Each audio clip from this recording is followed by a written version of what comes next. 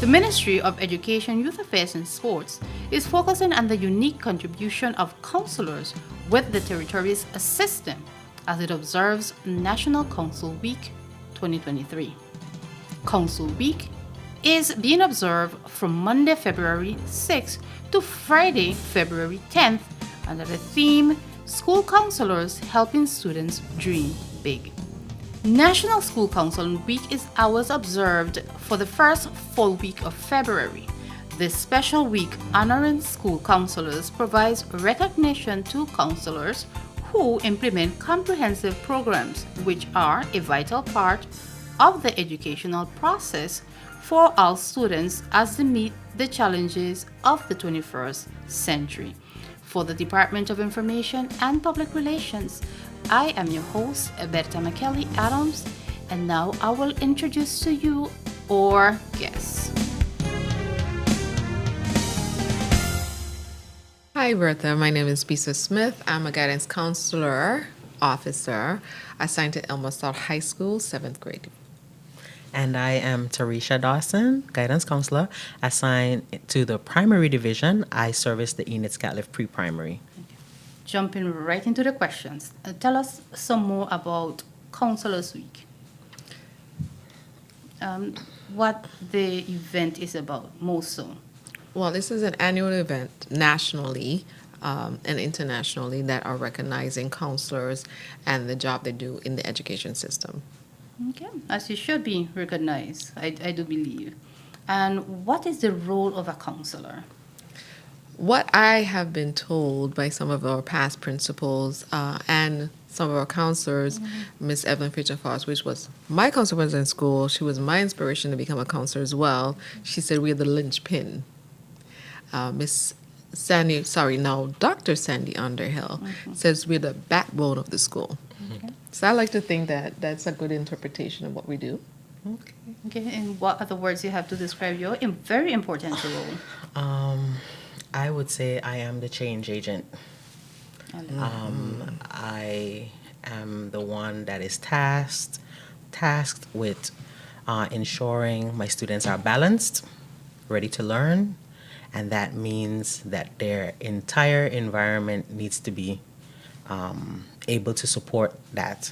So if there is a wheel missing, then I get right under the car and give the support. And if I'm not able to give it all together, then I tag team with those stakeholders in our communities to make sure that that happens. Okay, that's basically my next questions. How do you think you impact students every day?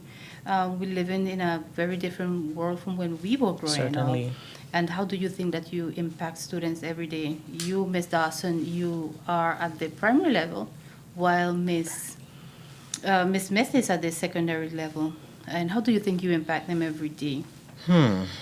I find that my work with the students is not solely with them or for them, but I find that I have to do a lot of work with the families, with their moms. A lot of our students are raised in single parent homes, and so there's a lot of support that is needed to a single mom or dad or grandma.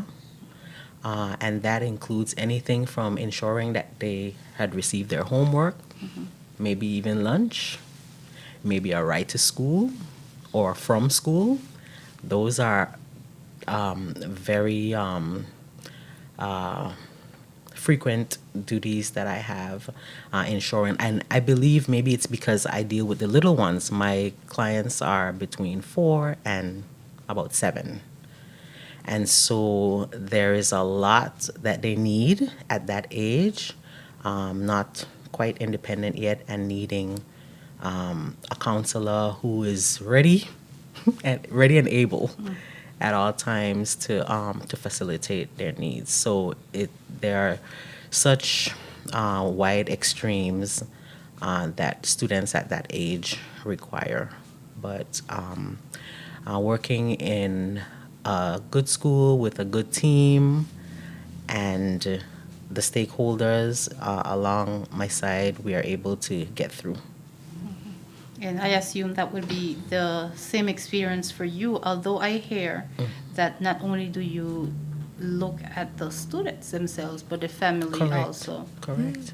We look at everybody, especially since experiencing the natural disasters of the hurricanes.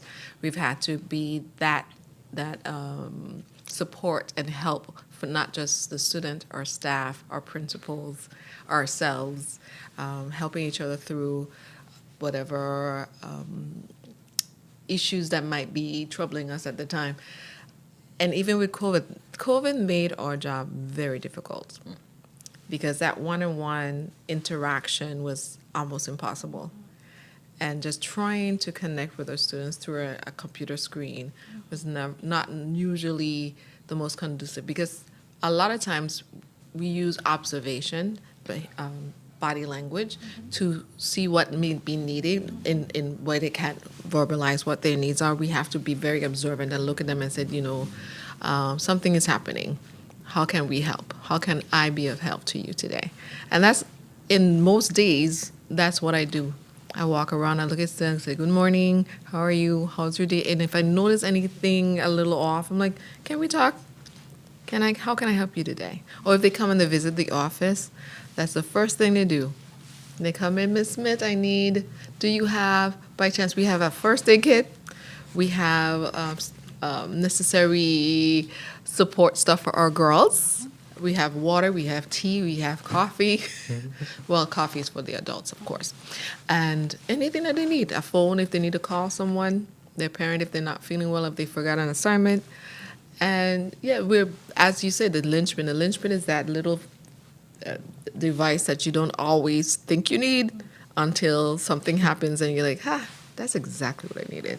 So I think as a counselor, even at the secondary primary level, that's what we are. I'm here excited listening to what your role is like in understanding more of what you do every day. But let us concentrate about what we're here to speak about Counselors Week 2023. Yes. What do you have planned? Well, we're under the theme, school counselors helping students dream big. We have quite a few students. Well, let me say this about 7th grade that I'm assigned to. I just found out we have over 300 students. And of those 300 students, most of them are males. I don't think that's ever happened before. Interesting. And of course, you have to engage with males in a different way. They have a different makeup. And as they're coming into high school, they're coming into themselves. Their bodies are changing. Their hormone changes. They're experiencing things they've never experienced before because they're just coming from the primary school level. And it's just amazing how we have to engage with the male students. I'm feeling very challenged because I'm not male, but I think I'm making some headway. I think I'm making some headway. This is the first time I'm being assigned to 7th grade. Okay. So this week is to just highlight that theme, highlight what we do as counselors. We have a week of events where we will be focused on at our individual schools, letting the school know who we are, what we do. We'll have assembly on the Monday. Well, actually, we're attending church and brunch together as a unit this Sunday, which is this Sunday. Okay. Monday, we'll have assembly at our individual school, and we will do the proclamation. We actually have a proclamation that we will send out and post everywhere as much as we can. Tuesday is get to know your counselor, so we're asking anyone in the school system to just come and say hi, see who we are, and we'll be posting information on our Facebook page as well. Thursday we have professional development all day, and Friday is our mental health retreat day. For you? Yes. Okay. For us counselors. Okay. What do you have planned for that? Well, apparently it's somewhat of a surprise. I think the ministry is organizing something for us, so I'm looking forward to something great. Ms. Dawson, it looks like you want to tell me something. What you have a list of what your expectations are. I can see it from here. No. This is our agenda for next week, and I am looking forward to building more camaraderie with my colleagues and broadening the horizon and the understanding of what it is we do, and hopefully even inspire other students. We intend to have an invitation to different schools to have cohorts of students attend the fair, and We haven't hopefully talked get about the them. fair yet. Oh, Oh, you can talk about it. really? Okay. Yes, yes. And so, okay, so at the fair, we would like to have a number of community stakeholders to attend. This is going to be held at the Noel Lloyd Park. on the 24th of Okay. February. Yes. Very well. Okay. And so my favorite part would be about seeing all these students come in to interact with those stakeholders and to leave there infused with, I want to be just like her. I want to be just like him. I want to do this. I want to make a difference. I want to be a change agent. I want to be a, In the helping profession. what's the pin that you talk The about? helping profession. Yes. Yes. And so this is something that I'm looking forward to.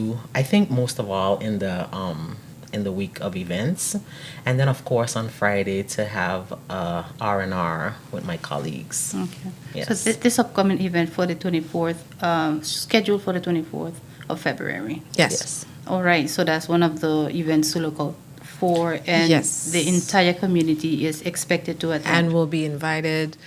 We'll have special guests from our schools so that they can be represented, and the agencies. They're all the community agency organizations. This is the third one I think we're having. Of course, because of the hurricane and COVID, we weren't able to have it consistently. But we've always wanted it to be an annual event. That the parents and the students and teachers, educators can come and get an idea of what support agencies are out there for them. So I'm not going to share much more, but as time goes on, I'll let you know more of what will be in store. And we can't wait to hear more of what you have to share. But I want to go back to the point when you were explaining what you do every day. And at first, well, I was under the impression that you only visited your office when a particular student had a concern, something wasn't going right. But you're there to provide much more. You're there to provide when it comes to what that student wants to be when they get older. Tell me more about that, what your everyday schedule is like. Well, we are actually expected to have individual sessions, as you said. We have group sessions based on the specific needs of some of our students. We have group sessions that deal with students who are dealing with loss and bereavement, anger management, conflict resolution. We do class sessions where we go in and we talk to them about time management, self-awareness, just fun ways in which we can engage with them so that they can have a more productive, supportive time in school. We also plan programs. We have some of our senior counselors that would be looking more into career development and life after high school. So we have some events coming up. We have a career fair coming up, a college fair, and Right Start for the graduating 12th grade students at Elmhurst Stout. So we do quite a bit. We do teacher consultation. If teachers are having specific issues, they can refer students to us so that we can assist them in finding better solutions for them if they're having academic issues, behavioral issues, social issues. They're quiet, they don't talk much, they seem not to be attending classes. That's where we fit in. Again, with a linchpin. I can see that. I know when I was growing up, you were referred to as guidance officers, and now you are school counselors. Has the job role changed, or it's just a name? And tell me, what's the difference? The role remains the same. I think we evolved quite a bit from when we were just considered guidance officers. On the books, I think in the BVI, we are still considered guidance officers. But as time progresses and internationally things are evolving and changing, the name has changed. So we came from the guidance officer to guidance counselor, and now we're referred to as school counselors. I know. Well, and I've seen this evolution because I've been in this game 24 years. 24 years, yes. Yeah, 24 years. So I've seen the evolution, I've seen the change, but my role remains the same. I am to be very sensitive to the needs of our students. Try to figure out what exactly is the root of the issue and not necessarily try to deal with the symptoms. They're acting out. Miss Fobbs always said all behavior is purposeful. There's a reason for it. And I would add to it, they weren't born this way. Even if they have a difficulty behaviorally, they were not born this way. There is something that triggered this behavior. We just need to get to the root of it and then address it, and then we can say, okay, we can find a plan, and we can make sure that this child, this student, is at their best potential. Ms. Dawson was sharing with me just a while ago as to why she embraces the title school counselor even more than the old title. Do share with us, Ms. Dawson. Well, Mrs. Dawson. Well, I kind of look at it this way. You are Mrs. Adams. If you are walking down the street and I say, Miss Charles, Miss Charles, Who is she are you talking gonna are you gonna think it's you that I'm calling? I got the wrong name, right? And you're gonna look at me like, no, you got the wrong person. My formal studies, I was fortunate, blessed to be able to pursue studies in school counseling, and so I am a school counselor. So I was very happy to learn about the graduation of the title. As Miss Smith said, it doesn't change what I do, but I feel like, okay, yes, this is. They're referring to you. Yes, that's who I am. I am the school counselor, and so I have embraced it, and I look forward to whatever else the challenges, whatever other challenges that I have, because they are mounting. We have a generation that, if we are not interested, to say the least, just interested in caring about their needs, in finding out what it is, as Ms. Smith alluded to, the base issues that they are presented with, then I'm afraid that we are going to have a generation that would be lost. And we need school counselors. We need to be trained, and we need to be interested in what we do. Okay. If I haven't said it before, I look at you and I see how interested you are in what you do. My next question to you is, what are you doing to recruit the next generation of guidance counselors, school counselors, I'm sorry? I think the best we can do is to be the best example. As I said before, my inspiration was my counselor in school. She didn't necessarily touch my life individually, but she started a group called the Pride Group. I don't know if you were around for that. The Pride Group, we had a march, we met regularly, we talked about ways in which we can be proud of who we are, where we're from, what we do, and that inspired me I want to be that agent of change, definitely, in someone's life, even if it's one child's life. I don't know if I would encourage anyone to become a counselor. It has to be, to me, a passion of yours, a calling, for lack of a better word. Just as I see nursing is a calling, teaching is a calling, I think counseling is a calling. There are different aspects of it that people do within their professions, but this specific profession needs people who are heart-driven. You have to care. You have to care to dig a little deeper and not just see the surface issues. As we're about to conclude this very interesting interview, anything else that you would like to add that we did not touch on that you think that the community should know? I just want all stakeholders to be involved as much as possible. Support the school system, support counselors. If you hear us calling, please answer the phone and be there for us, because whatever we're doing, we're supporting our children, and all of them belong to us. These are our community kids. We need to know who the counselor is, what he or she does and support them in everything that they're trying to do. Mrs. Dawson, My anything else? thoughts exactly. I want to thank you once again for coming in and letting us know what you're up to and what you have planned for Counselors Week 2023. Thank you so much for always being willing and able to help us and support us during our Counselors Week activities. And it's always great to be here. Today we were speaking about Counselors Week 2023, and I would like to thank our guests, Ms. Bisa Smith, Secondary School Counselor and Coordinator of the event, along with Mrs. Tricia Dawson.